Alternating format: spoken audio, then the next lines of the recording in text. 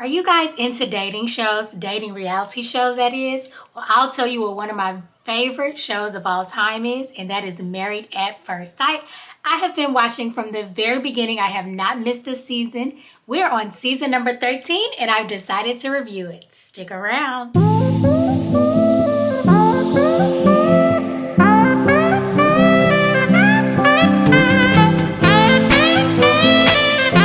Simply Stuffies, welcome back to the Simply Stacey YouTube channel. It's your girl Simply Stacey, and right now we're going to be reviewing Married at First Sight season 13. It takes place in Houston, Texas. I am super excited. I have been an avid fan of the show from the very beginning. It just intrigues me how experts can match people and see how their relationship progresses. So it's not the bad pickers picking, it should be experts. So if you guys are not familiar with the show, it definitely has 3 experts. There is a sex therapist, there is a relationship therapist or regular therapist, Dr. Pepper, Dr. Viviana is the sex therapist, and then Pastor Cal, who is like the spiritual advisor. And the 3 of them interview all of these people, and they handpick people to match, to marry. It's like an arranged marriage for the 21st century. And yeah, I love the show. It is super interesting because although these people have a lot in common, you sometimes run into obstacles such as, are they actually physically attracted to one another? Can they get over it if they're not? Do they just mesh well? Some do and some don't. The track record isn't that high. I think 3 of the couples last season initially stayed together, but there's only one couple that is still together today. And that season took place in, was it Atlanta? I believe it took place in Atlanta. The season before that was in New Orleans. That was one of my favorite seasons, and 3 of the couples actually stayed together. I know for sure 2 are still together. Imani and Woody, and Karen and Miles. They are definitely still together. I'm not sure if the doctor and her boo are still together because they're not really all on social media. And even if they are, I really don't follow them. So that's probably why I really don't know. But a lot of the couples have gone on to film Couples Cam. So you could check that out too. These are all on Lifetime. And let's get into season 13. So they are in Houston, Texas, which is where, if you guys have been following me, we also did Ready to Love, which was in Houston. So we have a little bit of insight on Houston nowadays. But yes, I'm not so sure this is going to be such an entertaining season as last year. Because if you guys watched last year, that was the Chris and Paige saga, honey. They took over the whole show. On the honeymoon, he found out he had a baby on the way with his ex-fiance, who he had literally just broken up with a few months prior to getting on the show. And that was a mess to start, but apparently the experts thought he was ready, or he had them fooled. But he played poor Paige, and apparently even afterwards he said they had an agreement and all this stuff. But anyway, she had the worst experience ever, but it was drama after drama after drama with that couple. So it was definitely entertaining. I hate that I didn't review last season, honey, because I had a few choice words for that whole situation.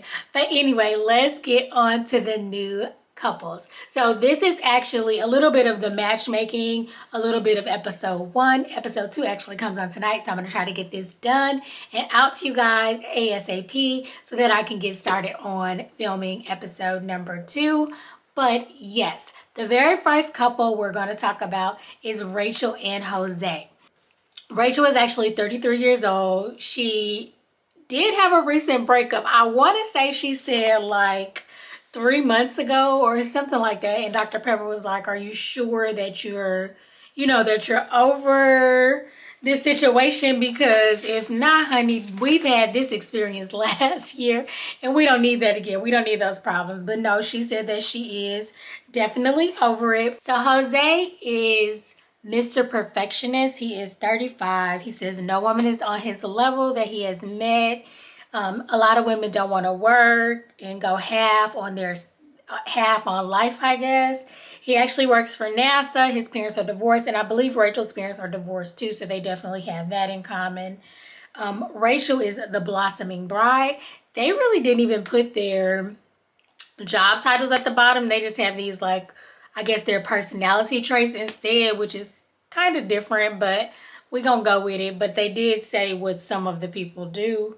I really don't know how I feel about them. Only one couple actually got married last, or at least, I don't even know if they got whole married. They did. They got married last episode, and we will get into that. But I'm just giving you a little gist of who these couples are.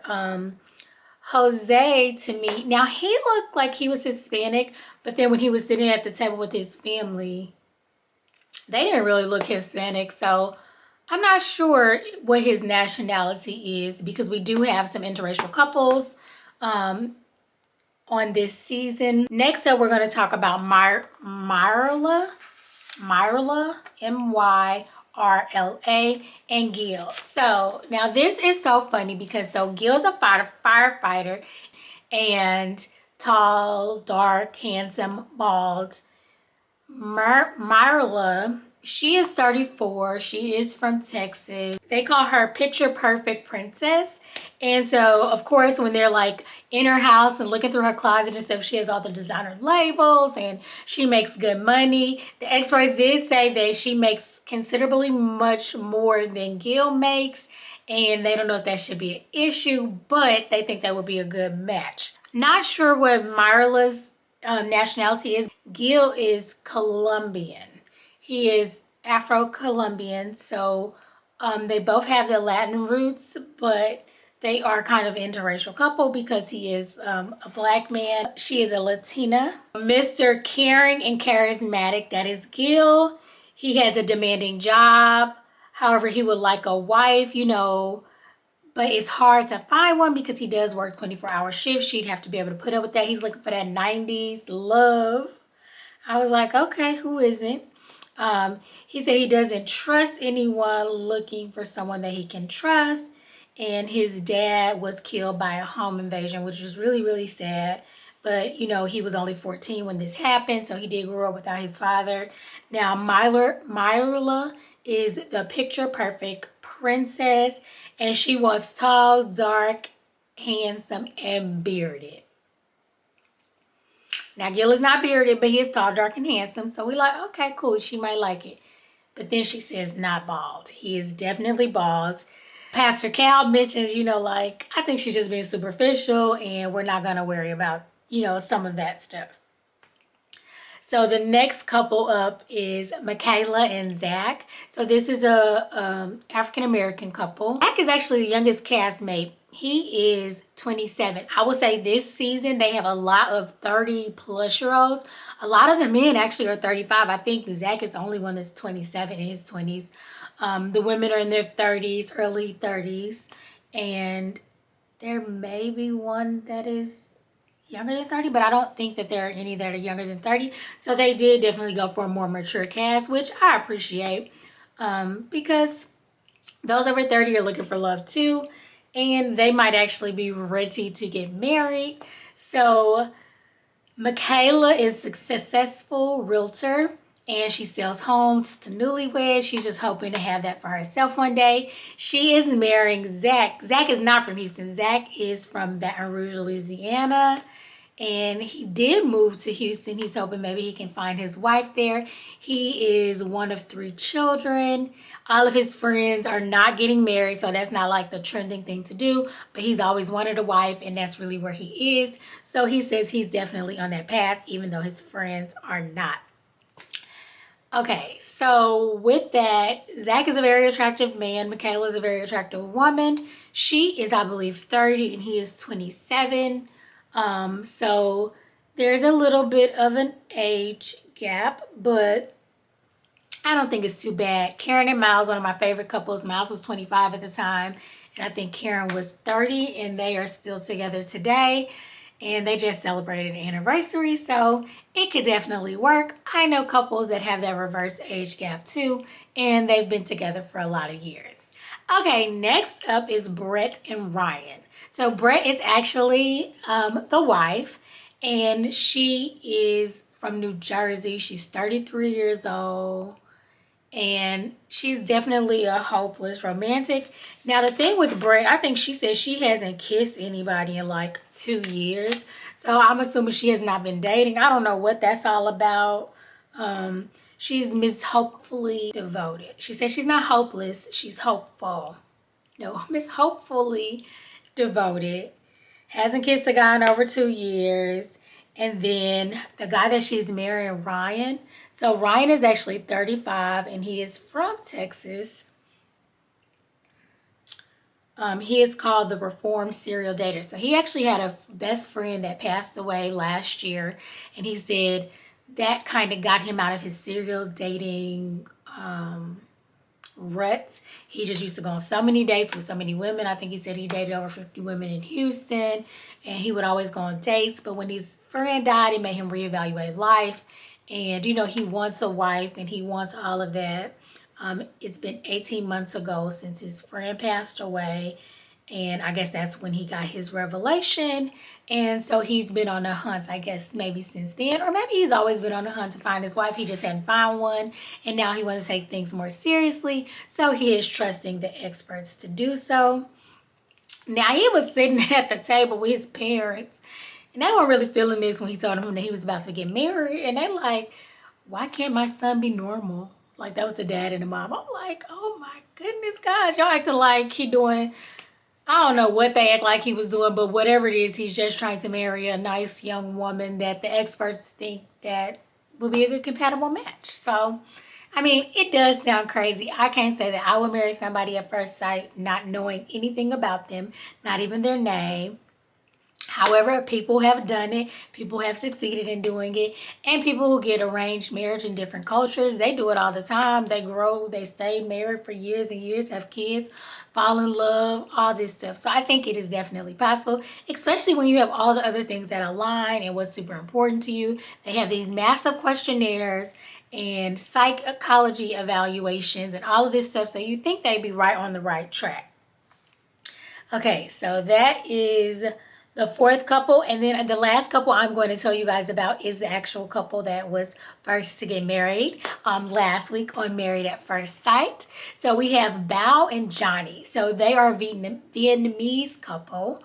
I can't recall us ever having a Vietnamese couple, so they may be the first, but not sure.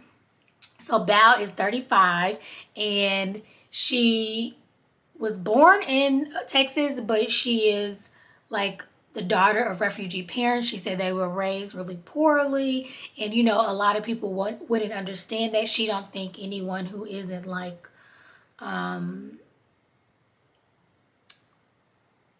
from somewhere else would understand that. Like if they were just Americans, she doesn't think they would get her struggle. And she never intended to get married, but in her 30s, you know, she started to change her mind. Johnny is going to be her husband. He is actually her husband as of now. He is a 35-year-old as well, but he was born in Houston. And him and his sister were raised by a single mom. She was hardworking. And his parents did get divorced.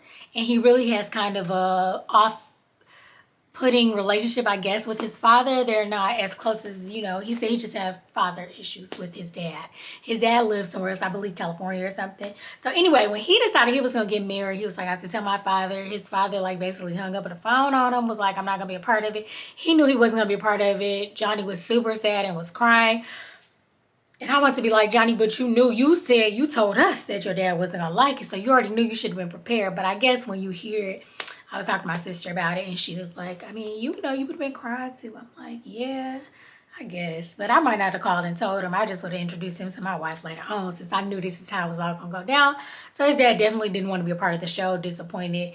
They basically just had the screen, the captions, closed captions on that call with his dad. So we will not be seeing his father anymore. Most of their friends and stuff were kind of okay with them getting married, except for, what is her name? I think it was Rachel's friend. Her friend was extra rude. she was like, and I think Rachel was the one who lost a lot of weight recently. Like COVID had gotten to her. She had a breakup, whatever.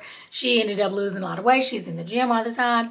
And then like her friend was like, well, what if he doesn't like you? What if he, and you could tell that Rachel was battling her own confidence and she's kind of like trying to come into her own. Her friend was so negative Nancy. My sister Casey was like, what if she don't like him? Like the friend was real disrespectful and rude. And I'd have been like, ma'am, stop projecting your insecurities on me. But she was like, what if he doesn't like you? What if you repulse him? What if he says your breath stink, you smell? I'm like, is this how you feel about your friend? Because if you got friends like that, then baby girl, you need new friends. Anyway, okay, off Rachel. We're back on Bao and Johnny. And so Bao, she said she used the spreadsheets for everything, even to bake bread.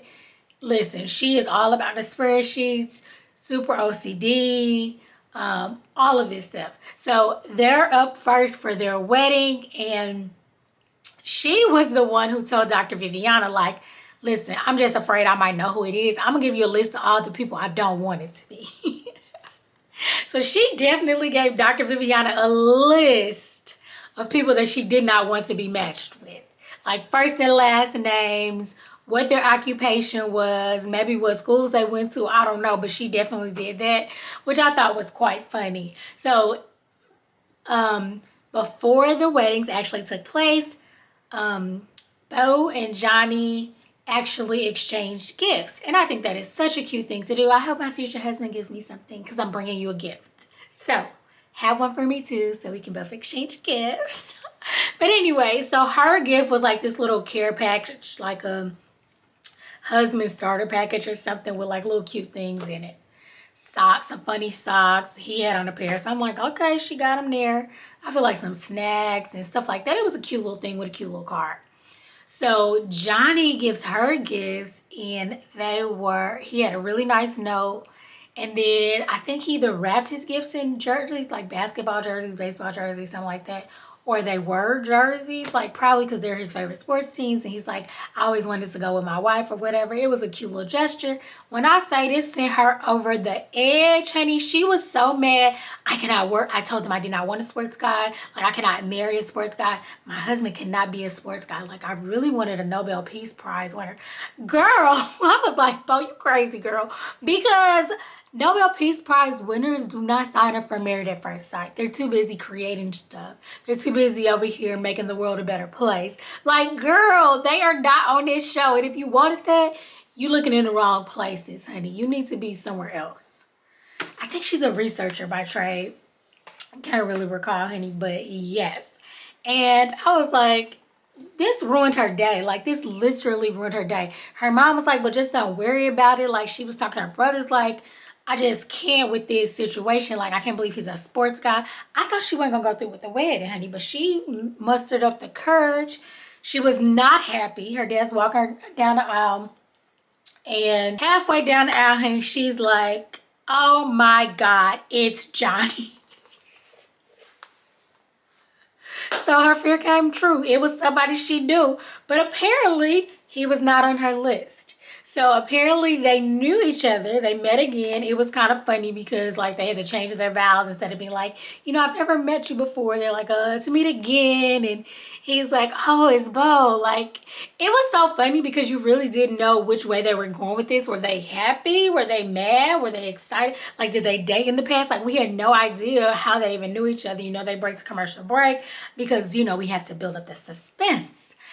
Anyway, comes to find out they were both presidents of the Vietnamese clubs at their respective colleges when they were undergrad.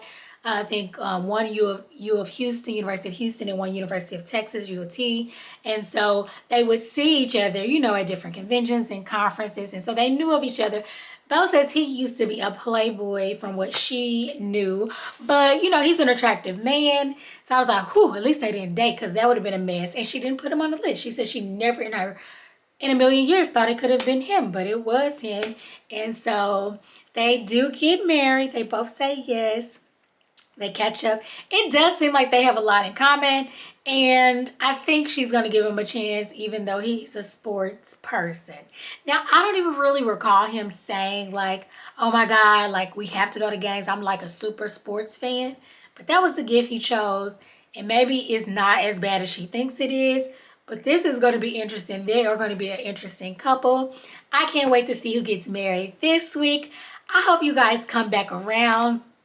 We will get into the entire season. I'll try to get you these videos before the next one airs. But yes, this is my first time reviewing Married at First Sight. Please comment down below. Let me know what you think about the first couple to get married. Let me know your thoughts on all of these couples. There was another guy. Which guy was it? The one that works for NASA. He said he has paid off 2 houses. He paid off all his student loans. He paid off his car. But he was the one saying most women don't want to go half on stuff. Sir, what do you have for them to go half on? I think that was Jose. What do you have for them to go half on? You've paid for everything. I don't understand it. But yes, I'm going to see this. And then the Myrala and who is she marrying? Gil. So funny. Gil was turned having a good time, having fun at his bachelor party.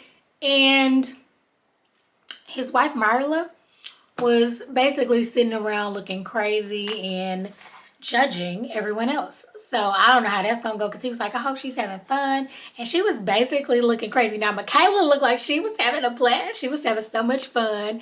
She didn't care who was there, who was doing what. She was having a good time. She wasn't studying Myrala over there in the corner, you know, with her nose turned up, honey. So I think this is going to be fun. I'm curious to see if Zach and Michaela, because Zach said he is a perfectionist, or as far as like picky, not perfectionist, but he's picky. And so they are both beautiful. Do not get me wrong, but I don't know if they're each other's standards of beauty. So that will be good to see, because last season with Chris and Paige, honey, they were both decent looking people as well. And he acted like she was the scum of the bottom of his shoe, the scum of the earth. She was not attractive. Girl was cute. She had a good body. I don't understand. She wasn't his type, I guess, preference-wise. But she was a beautiful woman. But he made it seem like she was the ugliest person on earth. So I'm hoping we don't have any of those problems this time. But it's gonna be good. So definitely, thanks for coming to my channel. If you have not yet, please subscribe, hit that notification bell so you can be notified each and every time I post. I also review The Bachelorette. I also review Put a Ring on It on the OWN network, and Bachelor in Paradise. It's coming up. We're gonna get into that in August. So definitely check out more videos on my channel. Please like, comment, subscribe, and most importantly, share my videos. I am trying to get to 1,000 subscribers by December the 31st. I need your help. Subscribe to my channel. It doesn't cost you anything, but it definitely helps me out in the end. So until next time, see ya.